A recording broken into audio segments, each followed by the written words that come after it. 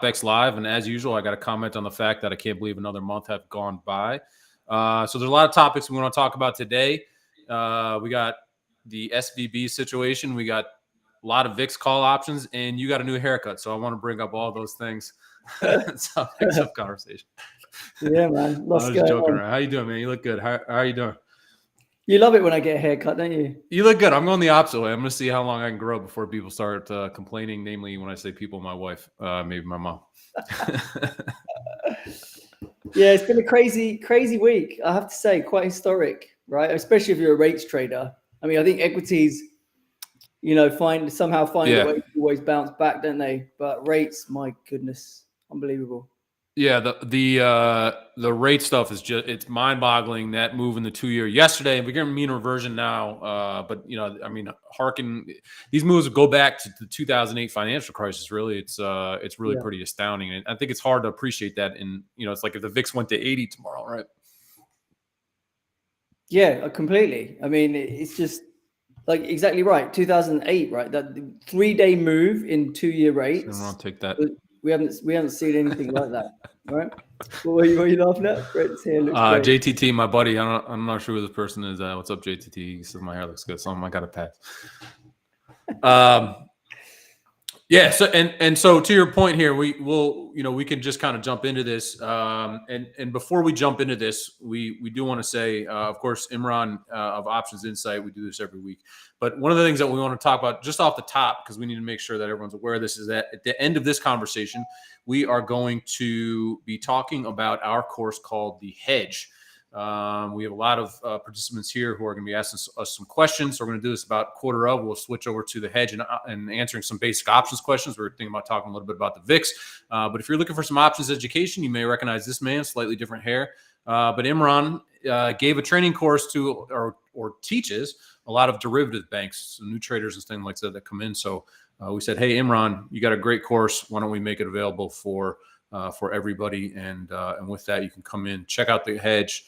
And Imran leads you through hours of options training, everything from what's an option up to some more of the advanced metrics like volatility and skew. So again, we'll be answering some questions for everybody at the top up around quarter of.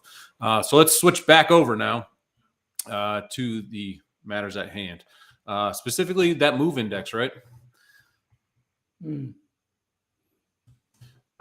Unbelievable move in the move index, unbelievable move in the rates. I mean, this is kind of a staggering chart. If you go back to 2007, this is kind of great financial crisis, eras of great financial crisis in the COVID situation. And one of the things that we talked about, and I was actually fairly interested in the fact that open interest didn't change that much. And I really wanted to know what your thoughts were on this, because when we were looking at, yes, Skew popped. You look at VVIX had a big move and the like, but put options interest in the S&P, put options even in like the VIX and JP Morgan and the like, it never really lifted up, right? Yes, VIX calls are at a record open interest, as you can see on this chart, the blue line. But this was something that was occurring into kind of at the start of March. So into the crisis, we had record VIX call positioning. What was sort of your sentiment heading into the weekend? How did you look at risk? Did you think that risk was being underpriced, fairly priced? And kind of what was your high-level take on positioning kind of into the weekend and in here at the start of the week? Yeah, no, I think it's interesting that you say how open interest didn't materially change. So when that happens and you get this massive spike in skew and vol that we got into the weekend, that's pure fear, right? That's market makers trying to protect themselves. It's pure fear of, the new what news is going to come out over the weekend, right? These guys are going bust, basically, right? And what are the ramifications? What kind of liquidations are you going to see? Now, the thing is, we've been through this, right, since 2008, and we see that the speed of reaction that you keep getting from the officials is getting faster and faster, right? Yes. I mean, they managed to get themselves together pretty damn quickly after COVID, right? I don't know how many days or a week or however long it took, but they managed to do this in a weekend, right? This time round. Yeah. Right? So they know that as fragilities are built into a system that they've created with keeping rates too low for too long, they can't afford to let this stuff linger because banks go bust in hours. It's not like Lehman's, Bear Stearns, right? Took a bit of time for those things to snowball, right? Now things happen so fast, information spreads so fast, everyone goes after the same trade at the same time. They sniff the blood, they go for it, and those weak spots are exploited. So it's like your kind of officials who are trying to backstop and stop the world from ending have to be much faster in their reaction, basically, right? So it's like the odds were there was going to be some kind of bailout, something that looked like a bailout over the weekend. But even if you think that's the case, you can't go fading the hell out of vol into a weekend like that, right? Yeah, right. Because you just don't know. Because if you get the timing wrong by a day or two, market could be 10% plus lower, right? Yeah. So the risk reward just never looks good for fading the hell out of the downside, even though the skew is at the highest levels we've seen since October. Vol spiked massively. Banks vol spiked, enormously, but it went up again, right? Banks vol was up again yesterday, even after they announced the backstop, right? So you just kind of got to know that whilst it's appealing and it's enticing to say, oh my God, this stuff never trades this expensive and it's a mean reverting thing, so it's obviously going to come back down. Because you don't know how far it needs to stretch before it comes back down, it's just a bit too risky to just outright fade it, right? So I never really do that. I mean, I tend to fade it in other ways, like using upside structures. So like call ratio, call spready type structures, which I know I've got a fixed amount I'm spending. And if the bottom falls out of the market, then I've got no issue, basically, right? So that's always the way I would kind of play it, rather than trying to be clever and fade what looks like the most expensive skew you might have seen in like a year or more. Yeah, and to your point on skew, we just brought the VVIX here as a quick measurement of skew in the VIX complex, and the skew index SDEX was the same. But even if you looked at term structure, all these charts were showing essentially the same thing, that tail risk basically repriced. And to your point, you didn't want to go into the weekend. There's a lot of unknowns into that weekend, and so I totally agree with you. The way to play that was, if you wanted to play the bounce, was with call ratios and things like that, where if we did solve the crisis, implied vol comes down, you don't want to get punished because of that. So that's why you like those call ratios. So yeah, because spot will bounce. Yep. You go into the zone where you're short strikes, and then the vol on those strikes will get creamed. Right. And that's how you'll make your money, basically. So it becomes more of a vol trade or a skew trade that you're trying to capture without taking on any actual delta risk, which is your directional exposure. Yeah, and to your point here, this is obviously the VVIX. The VVIX came back sharply over the weekend here, and the market's kind of turning, trying to decide what it wants to do right here and right now. So if we move forward, slightly, we hit the CPI today, and I think a lot of people are concerned. Hey, this hot CPI puts the Fed in a very strange spot. I think even though the readings came in kind of at expectations, it still puts the Fed in a little bit of a funky spot, because some people are just calling for rate cuts or at least a pause. And now inflation is, maybe not agreeing with that idea. And so, the idea, I guess, or what the market's trying to digest here is, hey, look, are we going to raise rates more or not? I don't think the path is not quite as clear as maybe it was a few days and weeks ago.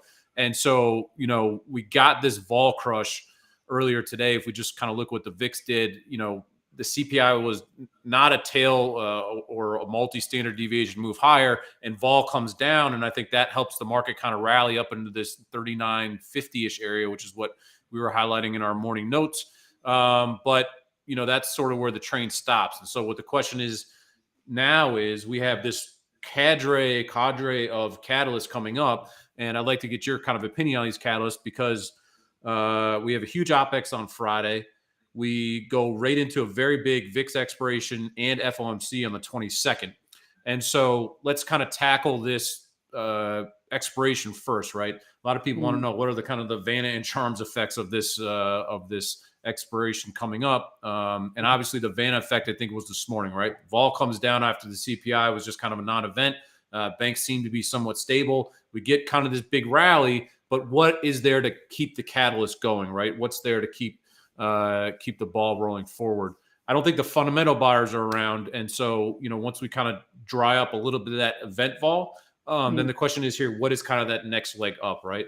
How do you look at positioning now as we kind of recover a little bit from this bank rally? Things have certainly, a lot of the regional banks were trading at, $8, $9, $10 a share. When you look at most of them now, a lot of them has popped back up into the 40s and 50s, are ironically all kind of traded down to that $9 or $10 area. Like, I was looking at CMA before it came out that Citadel bought, I forget which bank, but one of these things down around $6-7, and now it's trading up at 40, right? So these have all recovered substantially, but is there a fundamental reason for stuff to kind of fully mean revert to where we were before?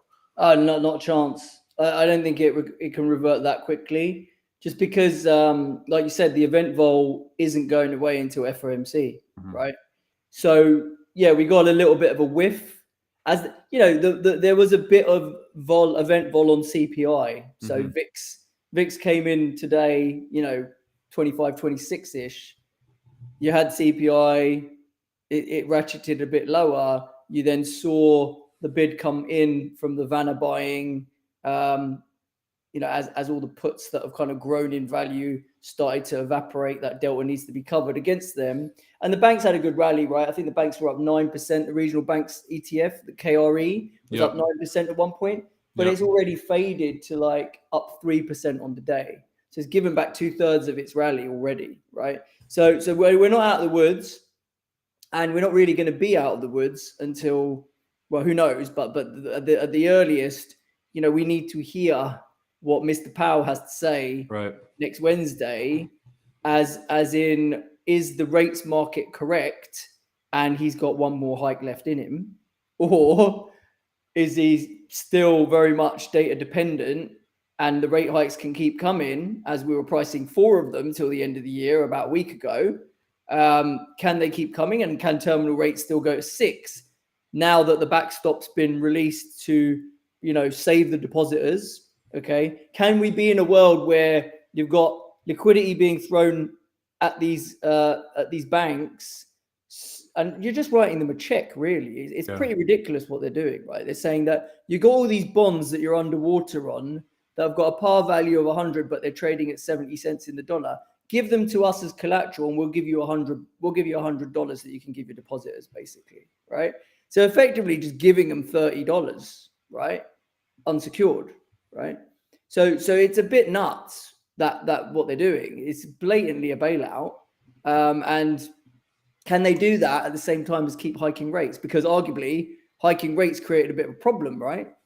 so is it going to create more problems? Are more deposits going to move away from banks into money market funds, and it screws up the bank's balance sheets even more, right? Because that seems to have been what's created the problem in the first place. Yeah, that's right. And so because of this uncertainty, the kind of implied vol premium, so to speak, is probably going to maintain or hold. We're going to hold a fair amount of implied vol premium into next week, right? And so to the point earlier, what we have here is 1 month implied vol, at the money implied vol, versus 30-day, and obviously the 10-day realized vol's picked up quite a bit more. And so Chase on here says, hey, talk about the Van and Charm effects. Well, we've had a lot of volatility in the market over the last several days, obviously.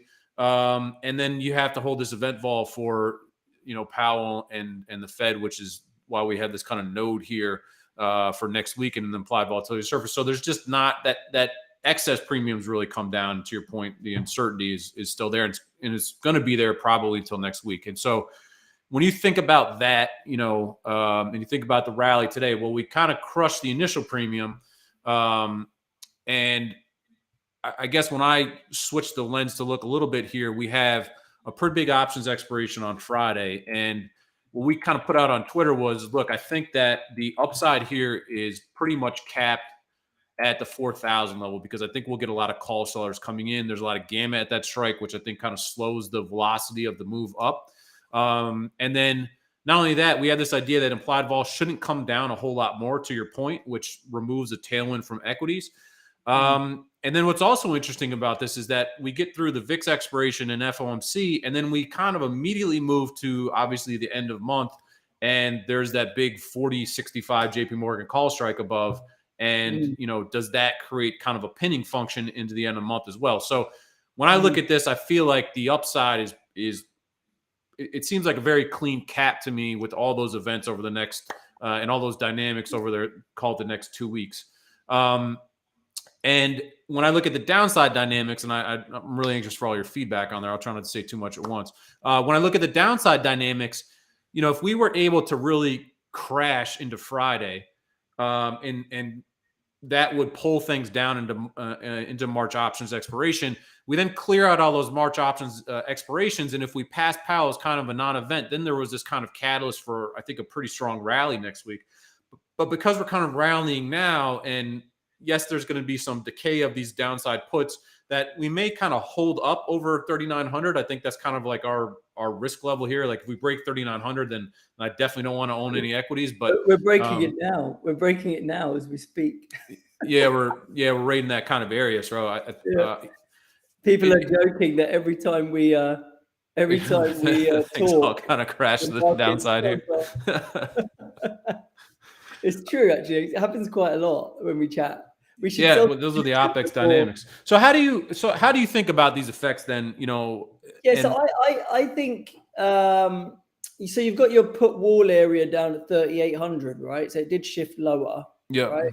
And that kind of, we were pretty much at the worst possible point yesterday, right? With these banks opening down where they were opening down. We managed to hold that area. So, I kind of think I'd be surprised if we broke materially below 3,800, unless there's some game-changing piece of news. Okay, apparently someone's put Russia shot down a US drone. So if that's true, then maybe there's a new catalyst. It already went down below 3,900. So there we go.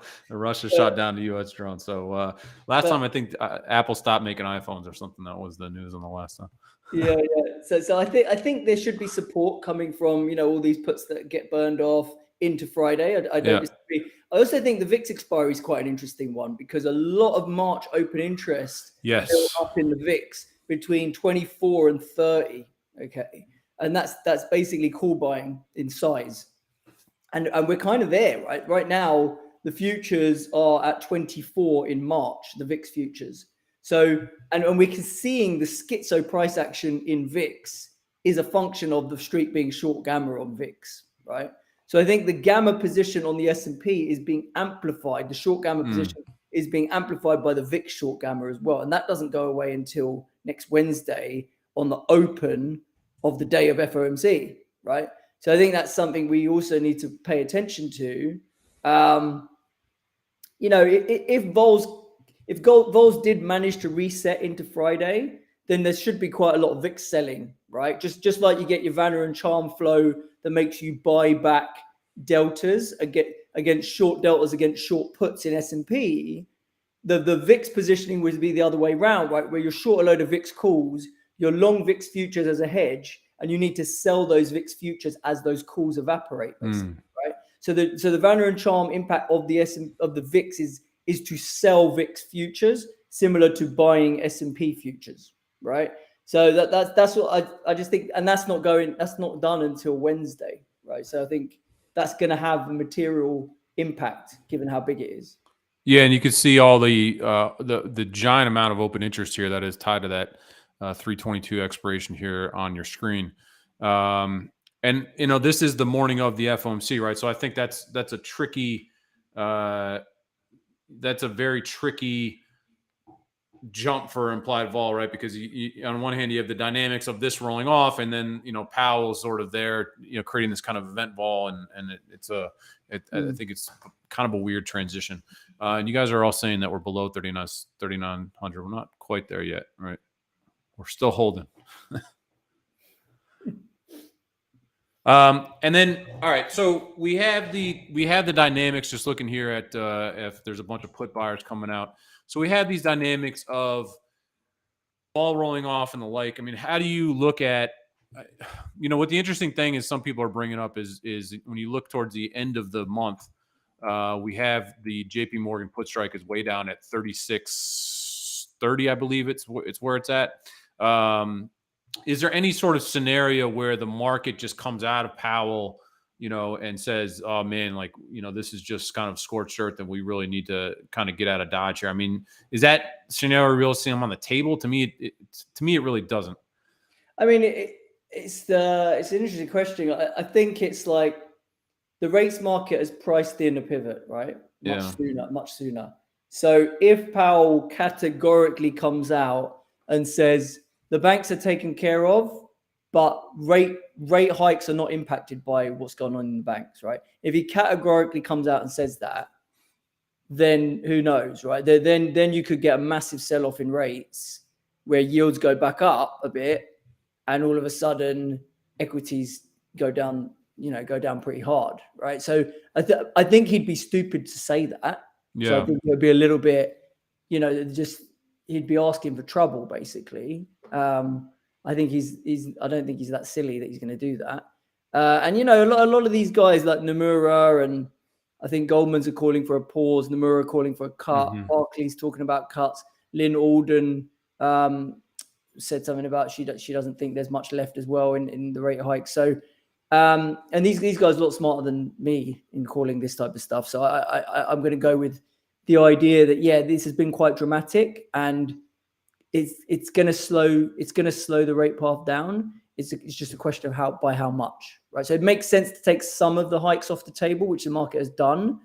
It's just not really clear how many you need to take off the table, right? And to go from what we were pricing to now cuts in the space of a week seems a little bit too much. And the market's saying that today because short end rates have bounced by 50 basis points. So whatever it was yesterday did look like an overreaction, right?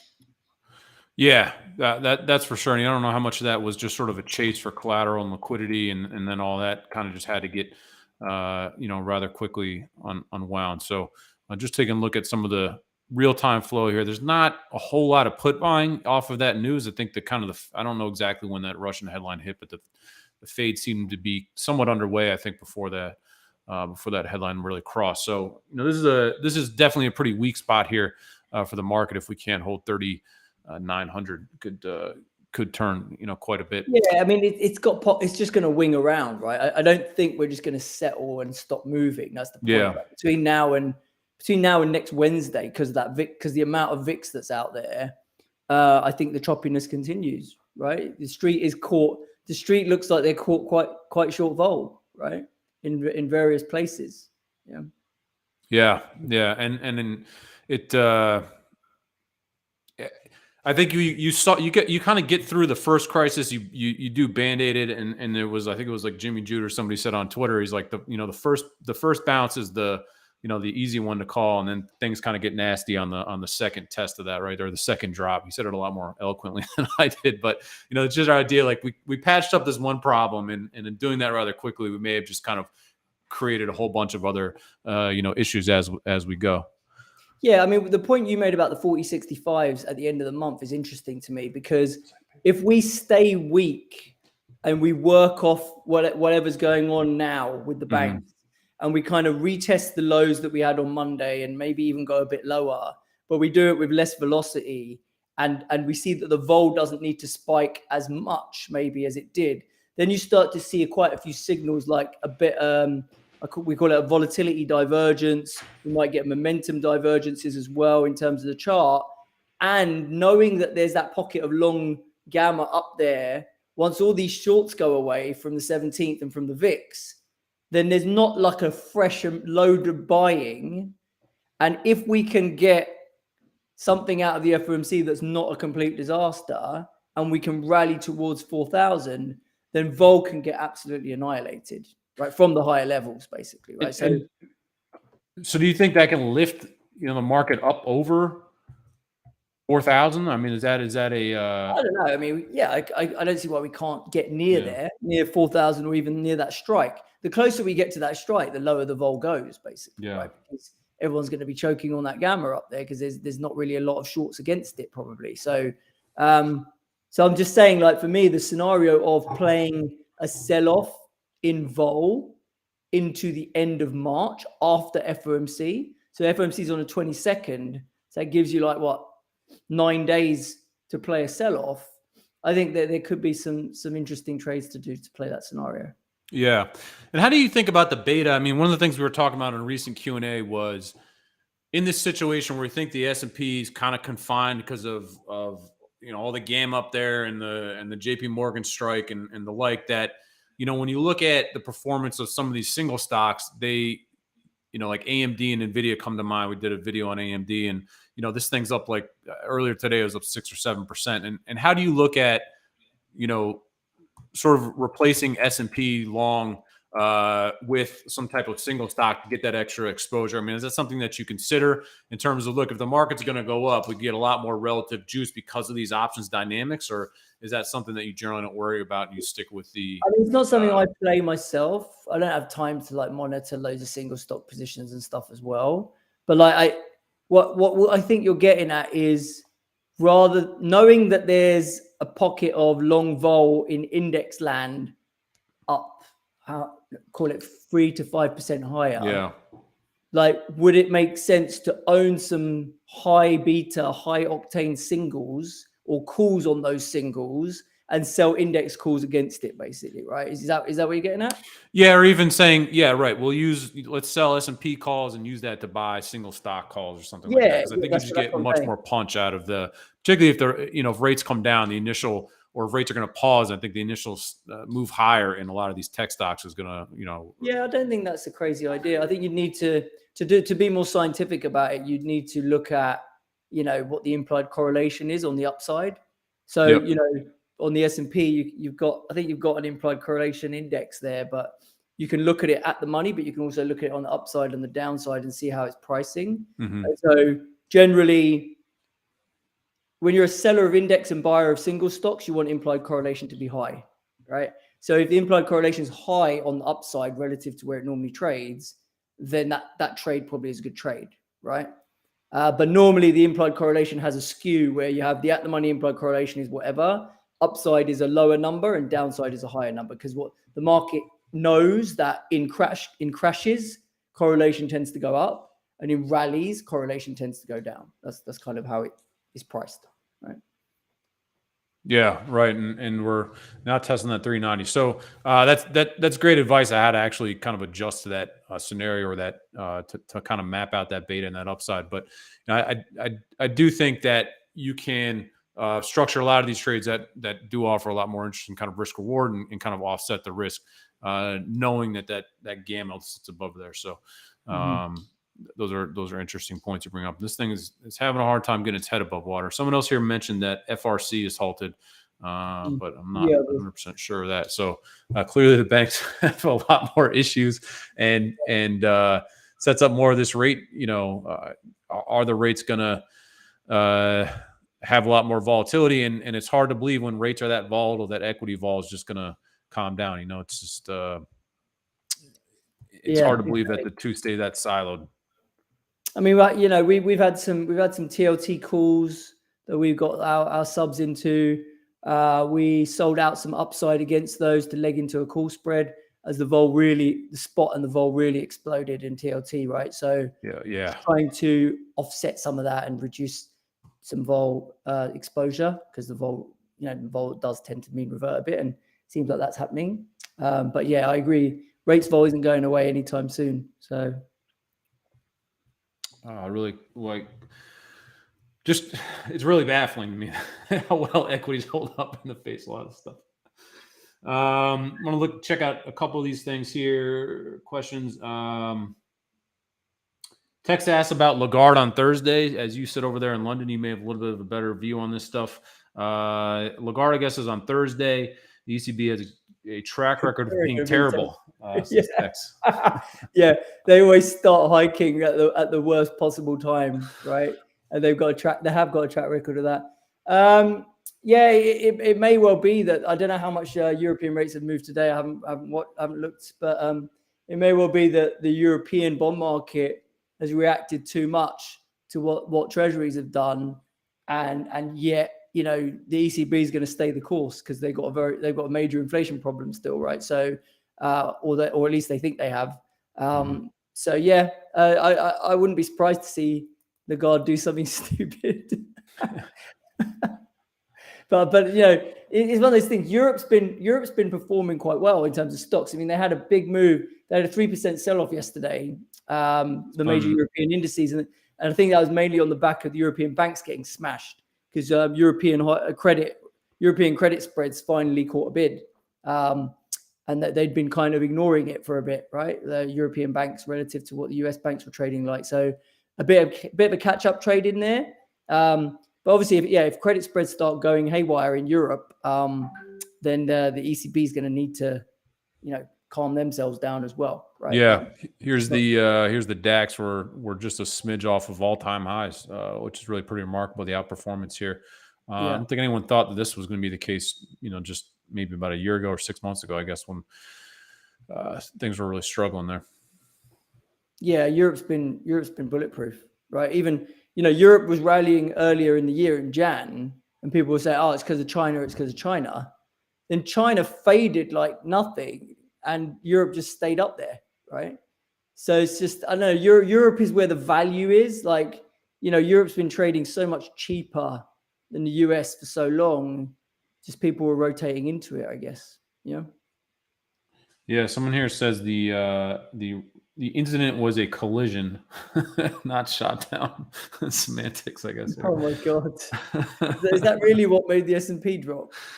I don't know. That's what they said, but this is what's the interesting thing is about this momentum and this volatility is once the ball and the momentum starts to roll south, it can really continue, right? So it's it definitely is a tricky situation, and certainly I think it'd be very easy to pop down to this 3,800-ish level over the last couple of days. One of the things that I actually wanted to get your opinion on here, which I'm just thinking of here that came up in our note this morning, is that the amount of volume yesterday at the 3,900 strike was really pretty staggering. I mean, I think we saw. Here it is, 230,000 contracts traded at the 3,900 strike yesterday. And when you think about, it led me this kind of thinking about this idea of fair value, right? And do options traders kind of come in and trade a lot at these strikes that you could kind of interpret as fair value? So yesterday we had the market, rallied up to 3,900. It wasn't able to hold it. Hold that level, was rejected off that level. But at this level, we saw just an unbelievable amount of options traded there, right? And we added 30,000 calls yesterday, which I think was largely due to the CPI. That's the type of volume we used to see at 4,000, right? And now we see that volume all come down to 3,900, and that's a lot of volume. That's not something I often see. How do you think about option traders coming in and trading around these strikes and using that as kind of a pivot area or kind of an area of fair value, if you understand the concept? I mean, the way I would see it is just more like, we don't know what flows are driving. If we say a lot of the flows you're seeing there are hedging of volatility exposures that are coming from left, right, and center, whatever it is, whether it's from the VIX. Let's say the VIX, for example, right? I mean, may well come from structured products. It might come from whatever, right? But let's say the VIX is driving your demand for vol. You get taken out of some VIX, you need to cover it. You can't buy the VIX because that's the thing you just sold. So you want to get your hands on some vol. What are you going to do? You're going to buy some close to the money stuff in S&P with some meat on it, basically, right? So because of the Vega profile of an option around its strike, the majority of the Vega is when you're close to strike. If you move 100 points away from strike and it's a 2-week option or whatever, it ain't going to have that much meat on it anymore, right?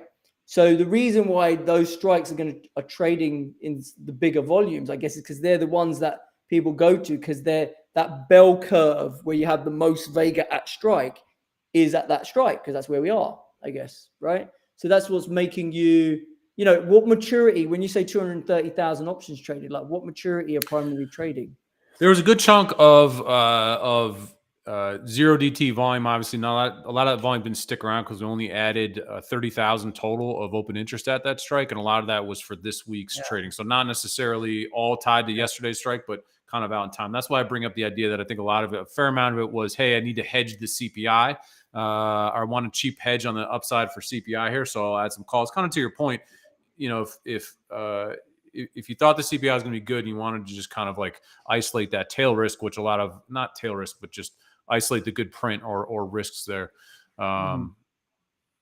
then those are an effective strike to use. It's just, I think it's always interesting when you see these volumes come in, because if you kind of said, hey, this bank sell off, was just this kind of immaterial thing, the risk are overblown and things like that, then, you think that we would have a much easier time lifting and mean reverting, right? And clearly we're not doing that. And so the fact that the hedges are coming in at lower strikes, to me, I guess I translate that as, hey, we're, fair value again is coming down. And what you're saying is a little more, I think, well said or well put, but I think conceptually it's almost in a way the same thing, right?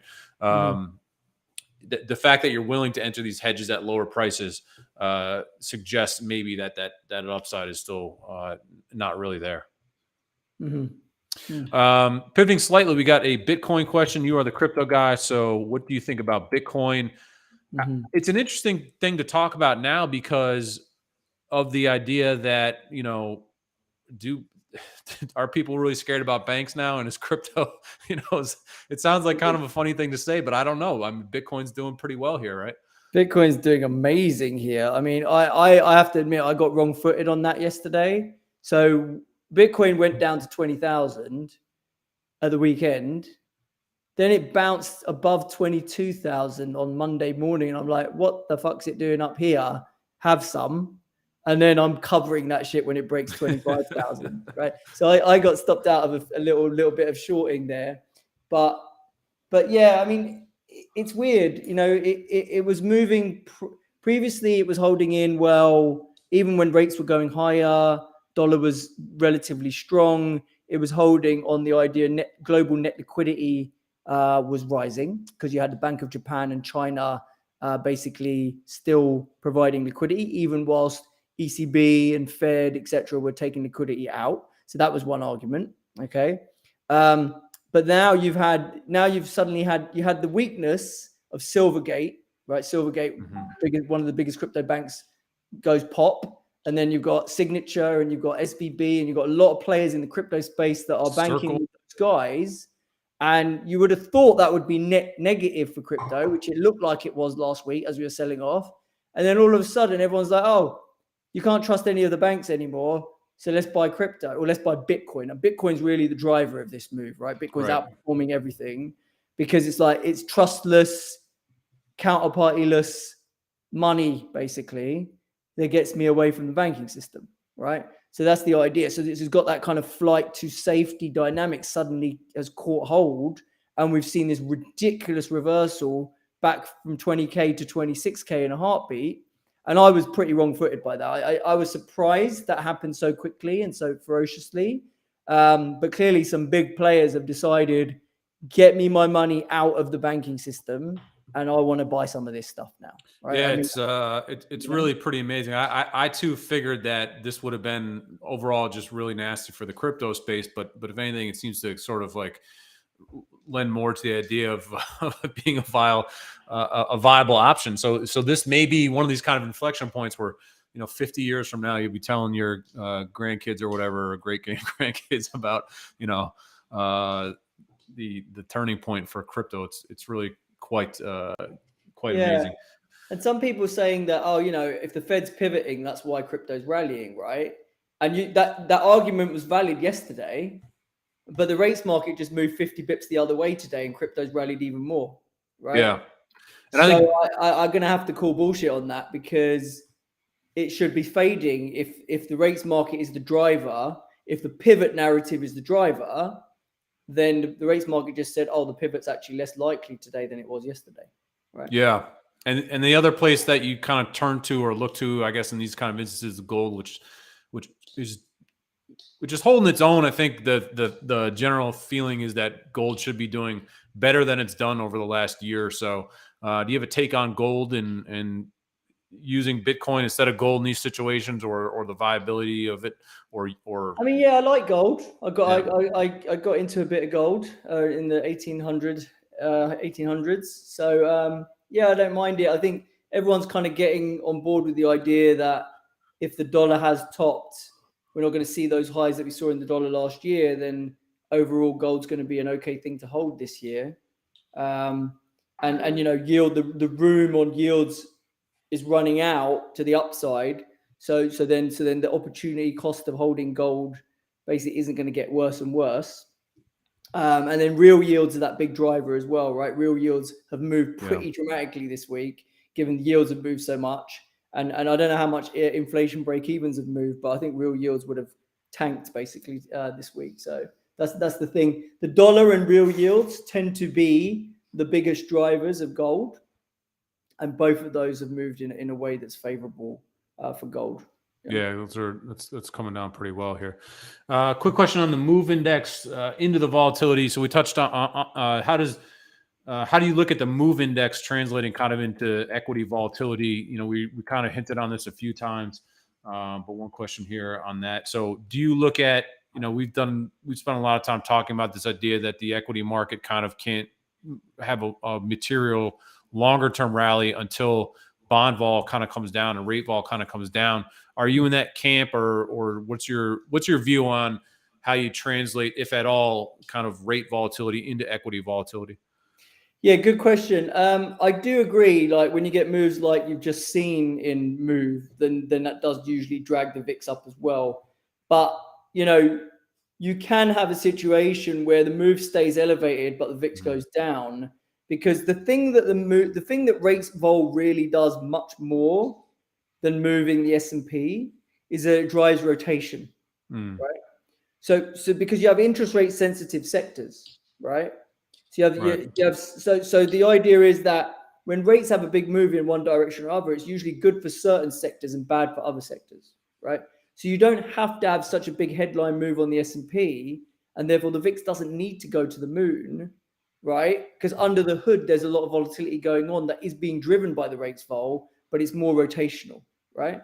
And you know, the reason I say that and the reason I know that is because I remember back in, when was it? When Trump got in, right? In 2016, when Trump first got in, okay? I had friends who had big dispersion books on, basically, right? And they had big dispersion books, which means they were long loads of single stock vol and short loads of index against it. And when Trump got in, the rates moved by so much, right?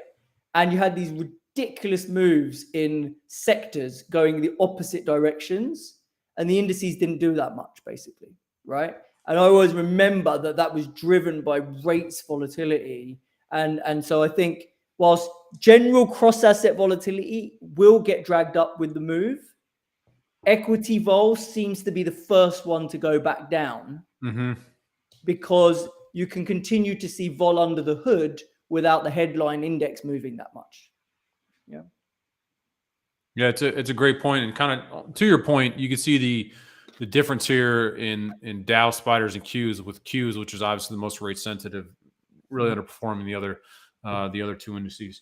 So before we kind of wrap it up here and shift over some hedge questions, Chase says, "Hey, what's your trade? What you got here? Anything that you're looking at?"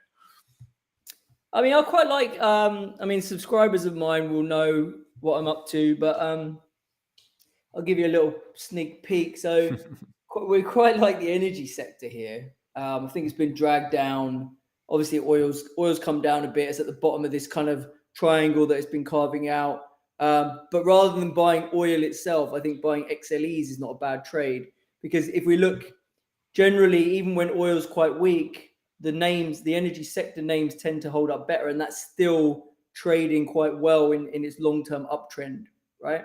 So you can see exactly, you've got the oil price there quite weak, but look at the uptrend in the XLE, right? It's still intact. Yeah. So if you believe that trend is still in place, and this is then a reasonable correction of that, then I think getting into long expressions using options or not in XLE doesn't look bad here. Yeah, and I think a lot of these guys are raising dividends. At least the bigger majors are, like Chevron and the like. There's strong buybacks in there, so you have some added tailwinds for that. And I think also added into the ton of the noise is, I believe there's at Goldman or somebody said there's a big 40% of the S&P I think has a buyback blackout window starting on I think the 16th and over kind of that next week. So one other thing to keep in the back of your mind. And for me in the short term, I just like being short, basically upside exposure in the S&P, generally in the form of calls. That trade seemed a lot more interesting earlier this morning when the market was up quite a bit more, and maybe we rally back some. But I'm looking for opportunities basically to sell essentially just to sell calls. And I'm comfortable going out a little bit on those kind of into the end of the month, with the idea that we're likely not to move through materially through that kind of 40-50 area over the next couple of weeks. Would you sell those naked then? Will you sell those calls naked, would you? I sort of I never have on completely naked positions. I've learned the hard way. So I will, I'll buy like a cheap, kind of just to maintain some margin call purposes there.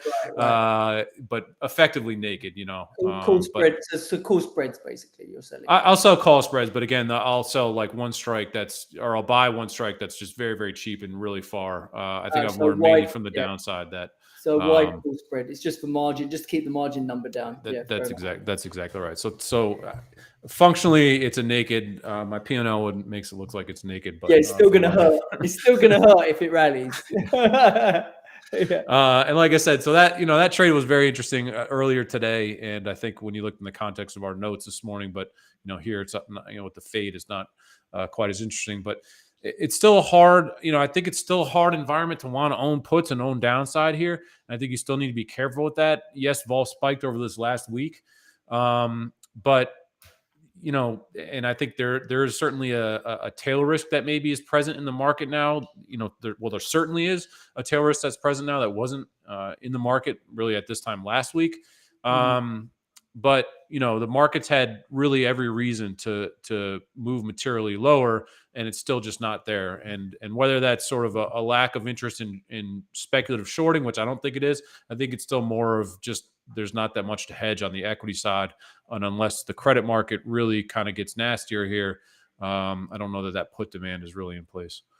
So with that, Imran, we're going to turn to the hedge. We have a lot of people on the chat line here that have taken our educational course called The Hedge. And what we're doing is taking the opportunity to answer any questions that you all have in the arena of how to look at different trades, any questions on the Greeks. Anything that you basically see up on your screen here is fair game. I will give all the hard questions to Imran and take the layups for myself. So feel free to fire some of those over. Corey Bell brings up an interesting question here. We actually talked about this on our February call, the idea of just trading the S&P straddle. And I think at the time, the 3950 straddle was going for $550. And I still think that's kind of an interesting trade. I don't know that we get all that much volatility. It's a little bit scarier now with the kind of tail risk that seems present with some of these banking issues. But when you look at a straddle, particularly something longer term, do you recommend that somebody who is not a terribly active trader, is not necessarily a vol guy, do you recommend that person attempts to hedge the deltas on a straddle position like that if you're selling something longer? Or where are you in the camp of saying, hey, just leave it and let it go? You put the straddle and that's your trade, or I should hedge this thing? How do you analyze that? Okay, that's a good question. So I tend to think of it as what's the dominant Greek, right? So if I'm trading 1 month options, we'll say I'm selling a 1 month straddle, right? Yep. That's the dominant Greek here is going to be gamma and theta, right? I'm going to be short gamma. I'm going to be earning time decay every day. I'm going to make my decay pretty fast. Okay. Now, me personally, I'm not a fan of delta hedging that every single day. So I tend to, as a retail guy, obviously when I was at the banks, it was different, right? But as a retail guy, when I want to sell gamma, and then I'm going to try and structure it as an iron condor or something like that. Okay, so I'm going to find an asset that I believe is going to be range bound, right? And also is going to, not only is it going to be range bound, I believe its realized vol is going to be lower than its implied vol, and I'm going to pick my strikes in my iron condor and I'm going to slap that out and I'm going to try to not hedge it basically. And I'm going to say, it's going to mean revert around within the range. And if I'm proven wrong and I break out of that range, I'm just going to cut the position and move on with my life. And I will know, because I did an iron condor, it won't absolutely blow me up. It will lose me a limited amount, basically. But at least that way I don't have to then watch the screen all day, hedge it like an animal. And even if I'm right, I'm going to make 1 or 2 vol points, basically, right? Because when you're hedging it every day, you effectively capture the difference between the implied and the realized vol. Whereas if I don't hedge it at all and I just let it earn, I get to earn all the theta of the premium burning on that thing, basically, right? So for me, that's a much nicer way to play it as a retail guy who doesn't need to stare at the screen. I only need to know that when I break the range, I have to stop out of it, basically, right? I'll just take that hit.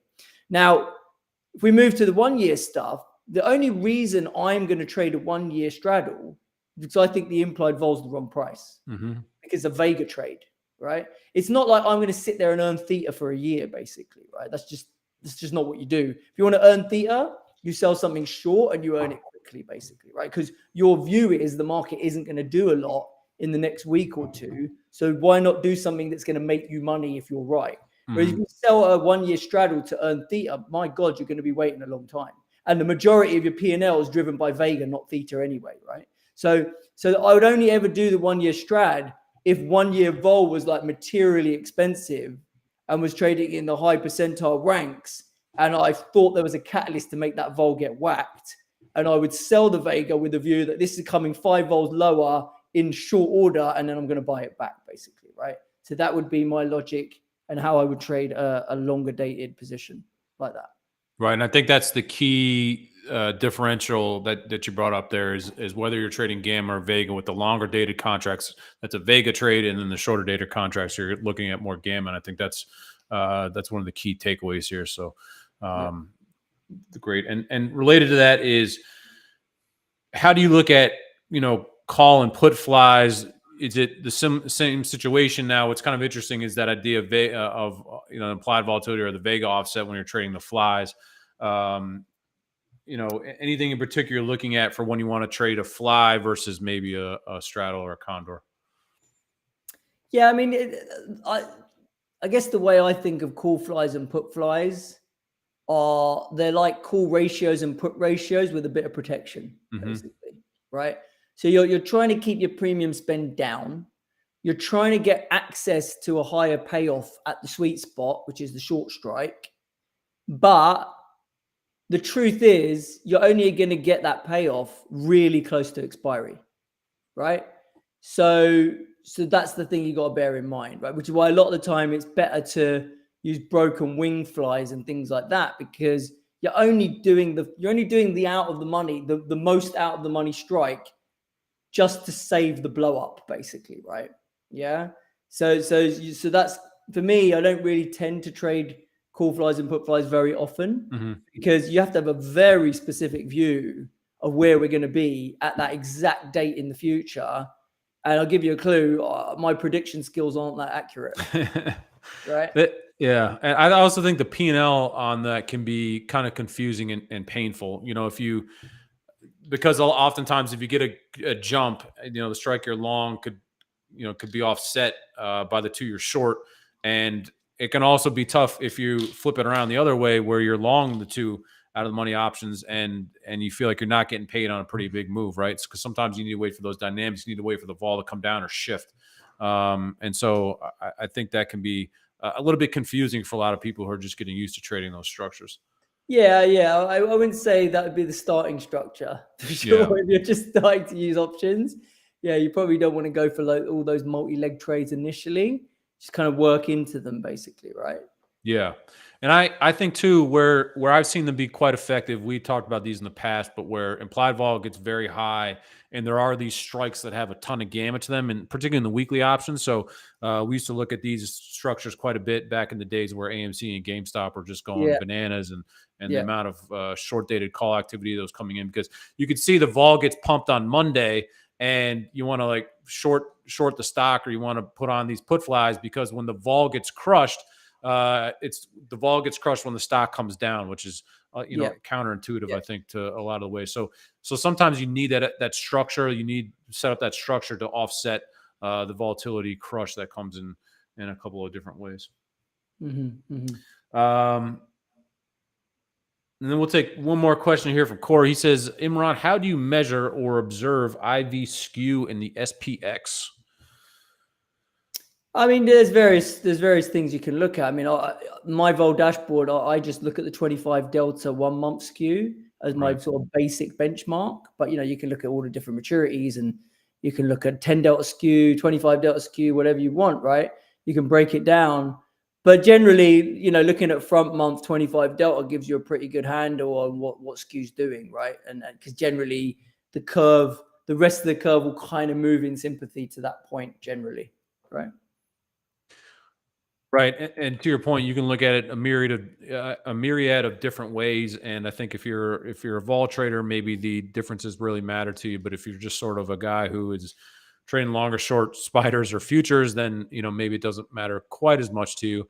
How do you feel about looking at something like these indexes versus, and if you don't know much about this SDEX, then that's fine. But whether it be the CBOE Skew index or actually looking at something like the risk reversal, the 25 delta risk reversal itself. Yeah, so I tend to prefer to look at the 25 delta risk reversal because I don't know the exact calculation all these indices. Yeah. Because there's a skew index and there's an SDEX index and there's all sorts of other stuff, right? So I'd rather just know what I'm looking at and know the exact part of the surface that I'm looking at. But at the end of the day, they're just giving you a measure of skew, however they're calculating or not. It's not inaccurate. It's just using certain parts of the surface that it's homing in on. That's all it is, right? So nothing wrong with looking at it, and it's probably quicker and cheaper to look at it than having to have a Bloomberg terminal and plugged into that data, right? Yeah, and I'm really lumbering through these Bloomberg commands here, so I apologize to everybody for that. And so, just as a related to that, when you're looking at skew and you're looking at the skew index, or you're looking at that risk reversal, what is the general information that you're taking away from that? So, sorry, I should take this down off the screen. Yeah, here, so but I'm trying to establish where we are in the range, right? Because generally that tends to respect a bit of a range. Okay. So just from a pure implied perspective, just like implied vol respects some sort of range, so does skew, right? Yeah. So I'm trying to establish, are we at the lows of the range? Are we at the highs of the range? I'm just looking at the percentile rank going back a year and a half. Where are we in that percentile range? Okay. That's the most basic implied analysis that you can do with skew, right?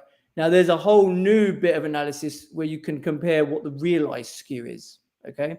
There's loads of different ways of doing that, but I have a particular way that I use in my products that I do for subscribers, and it basically what it does is it looks back at the last 3 months. It looks back at all of the historical observations of where spot was every day in the last 3 months, and where was spot and where was at the money vol at the time. And we have a scatter plot showing us all the observations of vol and spot, okay? And then what we do is we compartmentalize that into each month, and we do a regression fit for each month over the last 3 months. And that regression fit tells us the relationship between spot and vol for that month, right? And then you can compare that regression fit to what the implied skew is. Because the implied skew is like a prediction of what the vol's going to do if spot goes up or down, right? So it's a bit like, when you look at realized vol and you compare it to implied vol to decide whether vol is cheap or expensive, right? That's the way we do it with skew. We look at the relationship we observe between spot and vol, and how does that slope compare to the slope that the implied skew is pricing, to then get a sense of whether the realized skew has been good or bad, and that tells us whether current skew is worth owning or worth being short, basically. Yeah. So it's something of a skew index in a way. It's not an index; it's a ratio. It's a realized skew ratio.